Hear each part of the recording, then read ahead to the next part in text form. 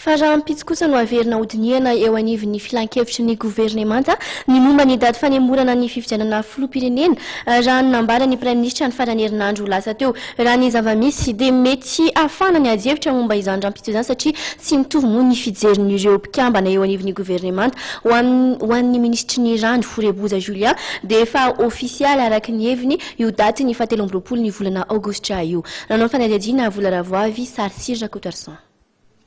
Efa ofisialy satria ny lanina tao anatin'ny filan-kevitry ny governemanta hoy ministry ny Rano Foreboza Julien datiny 17 aogositra hanemorana ny fifidianana filoham-pirenena fihojiana voalohany ary nilaza ity ministry ity fa manohitra amin'ny filazan'ny prime ministre izay nilaza fa tsy ofisialy iny daty iny. Satria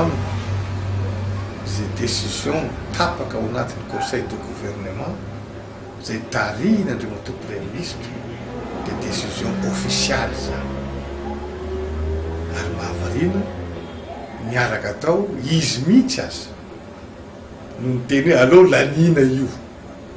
misy enregistrement ny conseil de gouvernement dia ny ampitson'iny tsy fantatra zay zavatra nisy na nahazo kapoka tany ambadipadika tany dia iovan'ireo hoe tsy ofisialy tsy za ministre Foreboza manaja ny tenako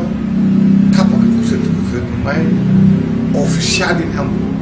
Mikesika ny daty zoma 17 aogositra anaovana fifidianana izay mifanindry amin'ny andro fanadinana baccalauréat dia manana ny fanazavana eto ny ministre Foreboza Julien. Andro farany baccalauréat nefa facultatif iny every fa tsy ho sakana mihitsy anaovana fifidianana zany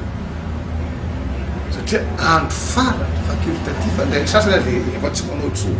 fa le lalàna le didina voaka CES no manery atsika tsy maintsy hanao amin'iny.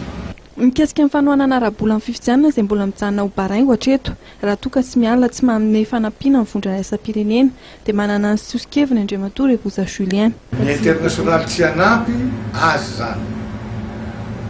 fa itsika malagasy dia afaka mijoro hiantoka an'io.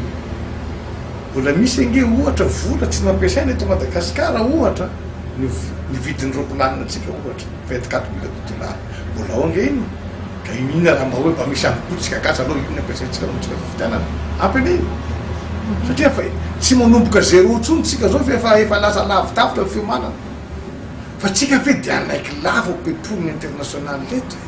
Ity ministry ity izay namalina mafy fa tsy anjaran'ny senity intsony manapaka ny daty fanemorana ny fifidianana fa anjaran'ny gouvernement.